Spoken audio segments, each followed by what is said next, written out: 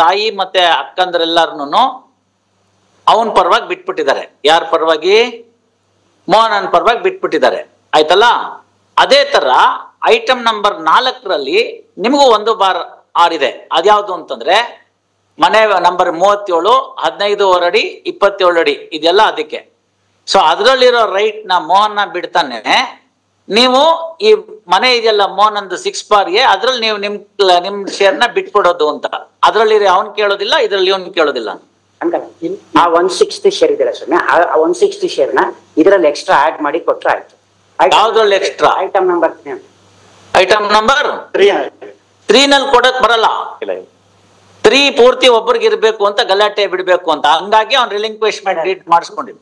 Item number 3 ಇದೆಯಲ್ಲ ಅದು ಇವ್ರಿಗೆ ಇರ್ಲಿ ಸ್ವಾಮಿ. ಯಾಕಂದ್ರೆ ಇವ್ರಿಗಿರ್ಲಿ ಅಲ್ಲ, ಇರೋದು ಅವ್ರೆಲ್ಲಾರನು ಅವನ್ ಪರವಾಗಿ ಬಿಟ್ಟಿದ್ದಾರೆ. 1/6 ಶೇರ್ ಇರ್ತಾರೆ ಸ್ವಾಮಿ. 1/6 ಶೇರ್ನ ನೀವು ತಗೊಳ್ಳಿ, ಬಚ್ಚಲ್ ಮನೆ ಬರುತ್ತೆ ತಗೊಳ್ಳಿ. ಅದಲ್ದೇನೆ 1/6 ಶೇರ್ ಅರೆ ಬಚ್ಚಲ್ ಮನೆ ಮಾತ್ರ ಬರುತ್ತೆ 1/6ಗೆ. ಬೇಡ, ಅದ್ರಲ್ಲಿ ನಮ್ಗೆ 1/6 ನೀವು ನಮ್ಗೆ ಬಚ್ಚಲ್ ಮನೆ ಕೊಡಿ, ಇದ್ರಲ್ಲಿ ನೀವು ಬಚ್ಚಲ್ ಮನೆ ನಾವು ಕೊಡ್ತೀವಿ ಅಷ್ಟೇ. ಅದನ್ನ ಫೈನಲ್ ಡಿಗ್ರಿ ಜನ್ಮ ಮುಗಿಯಲ್ಲ. ಅಂದ್ರೆ ಇದ್ರಲ್ಲಿ ನೀವು ಬಿಟ್ಕೊಟ್ರೆ ನಿಮ್ಗೆ ಅದ್ರಲ್ಲಿ ಅವ್ರು 1/6. ವಕೀಲ್ರೆ ಸ್ವಲ್ಪ ಬಿಡಿ, ಹಂಗ್ ಮಾಡಕ್ ಹೋಗ್ಬೇಡಿ ಅಣ್ಣಯ್ಯ. ಇದು 6/A. ಒಂದ್ ನಿಮಿಷ ಹೇಳ್ತೀನಿ ಕೇಳಿ, ನಿಮ್ಗೆ ಇಷ್ಟ ಇದ್ರೆ ಮಾಡ್ಕೋಬಹುದು, ತಪ್ಪಿಲ್ದೇ ಇದ್ರು ಏನೋ ತೊಂದ್ರೆ ಇಲ್ಲ, ಬಲವಂತ ಇಲ್ಲ. ಕೇಳಿ ಹೇಳಿ, ಮೈಕಲ್ ಹೇಳಿ. ಕಟ್ಟಿರೋದು 87 ಅಲ್ಲಿ ಎಲ್ಲ ನಾವು ನಮ್ ತಂದೆಯವರು. ಇವ್ನ್ ಕೆಲ್ಸಕ್ಕೆ ಹೋಗಕ್ ಸ್ಟಾರ್ಟ್ ಮಾಡಿರೋದೇ 2000 ಇಸ್ವಿನಲ್ಲಿ. 87 ಅಲ್ಲಿ ಇವ್ನ್ ಏನ್ ಖರ್ಚು ಮಾಡಿ ಆ ಮನೆನಾಗೆ ಏನು ಕೆಲಸ ಮಾಡಿಲ್ಲ. ಈ ಮನೆ ಕಟ್ಟಿರೋದು ಫುಲ್ ಕೆಲಸ, ವುಡ್ ವರ್ಕ್, ಇಂಟೀರಿಯರ್ ಎಲ್ಲ ನಮ್ದೇ ಕೆಲಸ ಆಗಿರೋದು. ನಾನ್ ಮರಗೆಲ್ಸ ಮತ್ತೆ ಇಂಟೀರಿಯರ್ ಎಲ್ಲ ಮಾಡ್ತೇನೆ. ಎಲ್ಲ ನಾನ್ ದುಡ್ಡು ಖರ್ಚು ಮಾಡಿ, ಆದ್ರೆ ತಂದೆ ಹೆಸರಲ್ಲಿ ಕ್ವಾರ್ಟರ್ಸ್ ಇರೋದು. ಇವನ್ದೇನು ನಮ್ಮ ಮನೆಯಲ್ಲಿ ₹1 ಏನಾಗಿಲ್ಲ. ಅವರು ತಂದೆ ಸತ್ತ ತಕ್ಷಣನೇ ಇವನ್ ಏನ್ ಮಾಡ್ದ, ಎಲ್ಲಾರನು ಕರ್ಕೊಂಡೋಗಿ, ಅಮ್ಮ ಒಬ್ರು ಇದ್ರಲ್ಲ ಕರ್ಕೊಂಡೋಗಿ ಎಲ್ಲ ಅವತ್ತು ತಿಥಿನೇ ಆಗಿಲ್ಲ ಅಷ್ಟ್ರೊಳಗಡೆನೆ ರಿಜಿಸ್ಟ್ರೇಷನ್ ಮಾಡ್ಕೊಂಡಿದ್ದಾರೆ. ಅವಾಗ ನಾವೇನ್ ಮಾಡ್ಬೇಕು? ಏನು ಮಾಡ್ಬೇಡ ನೀನು. ಆ ಮನೆಯಲ್ಲೂ 1/6, ಈ ಮನೆಯಲ್ಲೂ 1/6 ಇರುತ್ತೆ, ತಗೊಳ್ಳಿ, ಬರ್ಕೊಳ್ಳಿ. ಹಾಡ್ ಅದೇನ್ ಇವತ್ತಿಗೆ ಮುಗಿಯಲ್ಲ. ಅದಾದ್ಮೇಲೆ ಇದೇನ್ ಇವತ್ತಿಗೆ ಮುಗಿಯಲ್ಲ. 1/6 ಕೊಟ್ರೆ ಆ 1/6 ಅಂದ್ರೆ ಒಂದ್ ಕಿಟಕಿನೋ ಒಂದ್ ಬಾಗ್ಲೋ ಬರುತ್ತೆ ನಿಮ್ಗೆ. ಸುಮ್ನೆ ಇರಿ ವಕೀಲ್ರೆ, ಹಂಗ್ ಮಧ್ಯ ಮಾತಾಡ್ಬಾರ್ದು. You are interfering with the true course of justice, please.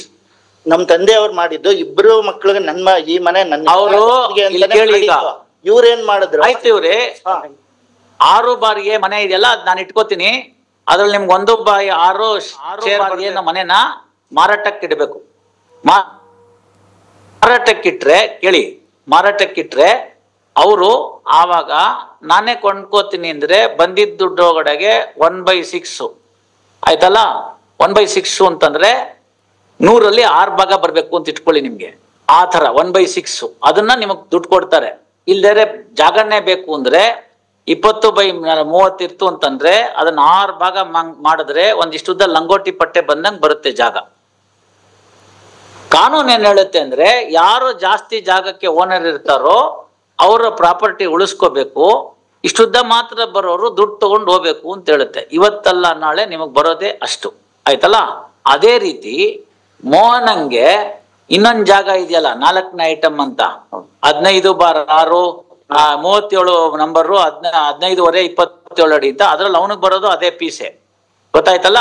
ಇನ್ನು ಬೇರೆ ಹೆಣ್ಮಕ್ಳಿಗೆ ಬರೋದು ಅಷ್ಟಷ್ಟು ಉದ್ದ ಪೀಸೆನೇನೆ. ಅದು 15/6ನ 15 ಅಡಿಗೆ 27 ಅಡಿನ ಯಾರನ್ನು ಈಕ್ವಲ್ ಆಗಿ ಮಾಡ್ಕೊಳಕ್ ಆಗಲ್ಲ. ಇವತ್ತಲ್ಲ ನಾಳೆ ಅದನ್ನ ಮಾರ್ಬೇಕು. ಮಾರ್ಬಿಟ್ಟು ಬಂದಿದ್ದ ದುಡ್ಡಲ್ಲಿ 1/6 ನೀವು ಉಳಿಸ್ಕೊಳ್ಳಿ. ಅದನ್ನ ಉಳಿಸ್ಕೊಳ್ಳಿ. ಇದ್ರಲ್ಲಿ ಬಂದಿದ್ದಕ್ಕೆ ಸಾಕಾಗ್ಲಿಲ್ಲ ಅಂದ್ರೆ ಇದ್ರಲ್ಲಿ ಒಂಚೂರು ದುಡ್ಡು ಕೊಡಿಸ್ತೀನಿ. ಇದ್ರಲ್ಲಿ ಬರೋ 1/6 ಏನಿದೆ ಐಟಮ್ ನಂಬರ್ 3 ನಮಗ್ ಬರ್ಬೇಕು ಸ್ವಾಮಿ. ಬರಲ್ಲ ಬಿಡಿ, ಆಯ್ತಲ್ಲ. ಬರ್ಕೊಳ್ಳಿ. ಹಾಡ್ ಶ್ರೀ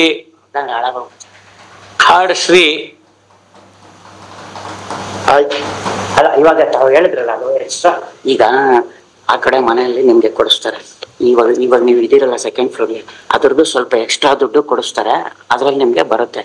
ಅದಕ್ಕೆ ನೀವು ಓಕೆನಾ? ಅದನ್ನ ಸಾಹೇಬ್ರು ಹೇಳ್ತೀರಾ, ನಿಮ್ಗೆ ಅರ್ಥ ಮಾಡ್ಕೊಳ್ಳಿ. 2:30 ಕರೀರಿ. ಅಲ್ಲಿ ಹೋಗಿ ಮೇಲ್ಗಡೆ ಗಣೇಶನ್ ಮಂಗಳಾರತಿ ಆಗುತ್ತೆ, ಪ್ರಸಾದ ತಗೊಂಡ್ ಬನ್ನಿ. ಏನಾರು ಒಳ್ಳೆ ಬುದ್ಧಿ ಆಯ್ತು ಮಾಸು. ಮದುವೆ ಮಾತಾಡ್ಕೊಂಡ್ ಬನ್ನಿ, ಅದೇನು ಅಂತೆಲ್ಲ. Prasanna, please C 1/6 share in item number 3 is not equal into 1/6 in item number 4. So you may have to pay some money ಇರೋ ಮನೆ for the difference. ಹೌದು 1/6 in item number 4 you are giving up. ಕೊಡಿಸ್ತಾರೆ.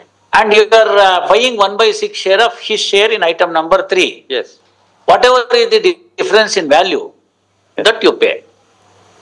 ಅಲ್ಲಿ ಏನಂದ್ರೆ ಅಲ್ಲಿ internal arrangement ಇದೆ. ಅಕ್ಕಂದ್ರು ಮತ್ತು ಇವರಿಗೆ ಸ್ವಲ್ಪ ಇಂಟರ್ನಲ್ ಅರೇಂಜ್ಮೆಂಟ್ ಏನಾದ್ರು ಹಾಕೊಳ್ಳುತ್ತೆ ಸ್ವಲ್ಪ ಕೇಳಿ.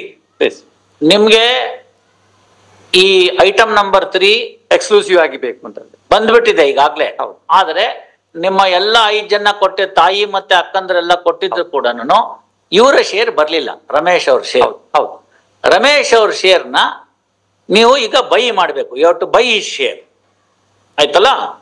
ಸೊ ಅದನ್ನ ಕೊಂಡ್ಕೊಳ್ಳೋ ಕಾಲಕ್ಕೆ ಅದೇ ತರಹ ನಿಮ್ಗೆ ಐಟಮ್ ನಂಬರ್ 4ರಲ್ಲಿ 1/6 ಶೇರ್ ಇದೆ. ಆ 1/6 ಶೇರ್ನ ಅವ್ರಿಗೆ ಬಿಟ್ಬಿಡ್ತೀರಿ ಅಂತ ಇಟ್ಕೊಳ್ಳಿ, in favour of this gentleman. So 2/6 share ಆಯ್ತು ಅವ್ರಿಗೆ. ಅವ್ರು ಆಮೇಲೆ ಅಕ್ಕಂದ್ರ ಜೊತೆ ಮಾತಾಡ್ಕೋತಾರೆ, ಆ ಮನೆ ಉಳಿಸ್ಕೊಳ್ಳುವಾಗ ಅದೇನ್ ಮಾಡ್ಬೇಕು, ಅವ್ರಿಗೆ ಹಣನೋ ಕಾಸೋ ಕೊಟ್ಕೋತಾರೆ. ಅಕ್ಕ ಈಗ ತಾಯಿ ಇಲ್ಲ, ಅದರಿಂದೆಲ್ಲ 1/5 ಶೇರ್ ಆಗುತ್ತೆ. ಅದು ತಾಯಿದನ್ನು ಈಕ್ವಲೆಂಟ್ ಆಗಿ ಅವ್ರಿಗೂ ಹೋಗುತ್ತೆ. ಸೊ ಈಗ ಬರೋದು 1 2 3 4 5 5 ಒಂದು 6 ಶೇರ್ ಬರುತ್ತೆ. 6 ಶೇರ್ ನೊಳಗೆ 1/6 ಶೇರ್ನ ನೀವು ಕೊಡ್ತೀರಿ, ಅವ್ರು 2/6 ಶೇರ್ ಆಗುತ್ತೆ. ಇನ್ 4 ಜನದ ಹತ್ರ ಏನ್ ಬೇಕೋ ಕೇಳ್ಕೊತಾರೆ. ಯಮುನಾ, ಪುಷ್ಪಲತಾ, ಧನಲಕ್ಷ್ಮಿ, ನಂದಿನಿ, ಅಮ್ಮ ನೀವೆಲ್ಲ ಚೆನ್ನಾಗಿದ್ದೀರಿ, ನಿಮ್ಗೆ ಏನೇನ್ ಬೇಕೋ ಎಲ್ಲ ಹೇಳ್ಬಿಡಿ, ನಾನು ಕೊಟ್ಬಿಡ್ತೀನಿ ಅಂತ. ಅದು ಐಟಮ್ 4 ಆಯ್ತು. ಅಷ್ಟು ಮಾಡಿದ್ರು ಕೂಡ ಐಟಮ್ ನಂಬರ್ 4 ಪ್ರಾಪರ್ಟಿ ಚಿಕ್ಕದಿದೆ. ಈಕ್ವಲೈಸ್ ಮಾಡೋದಕ್ಕೆ ಏನಾರು ಬ್ಯಾಲೆನ್ಸ್ ಮಾಡ್ಬೇಕದು. ಬ್ಯಾಲೆನ್ಸ್ ಮಾಡೋದಕ್ಕೆ 1/6 ಶೇರ್ ಆಫ್ ಐಟಮ್ ನಂಬರ್ 3 ಎಷ್ಟು ವ್ಯಾಲ್ಯೂ ಆಗಬಹುದು ಅಂತ ಕೂತ್ಕೊಂಡು ಒಂದು ಅಂದಾಜ್ ಮೇಲೆ ಲೆಕ್ಕ ಮಾಡಿ. 1/6 ಶೇರ್ ಇನ್ ಐಟಮ್ ನಂಬರ್ 4 ಏನಾಗುತ್ತೆ ಅನ್ನೋದನ್ನ ಮಾಡಿ.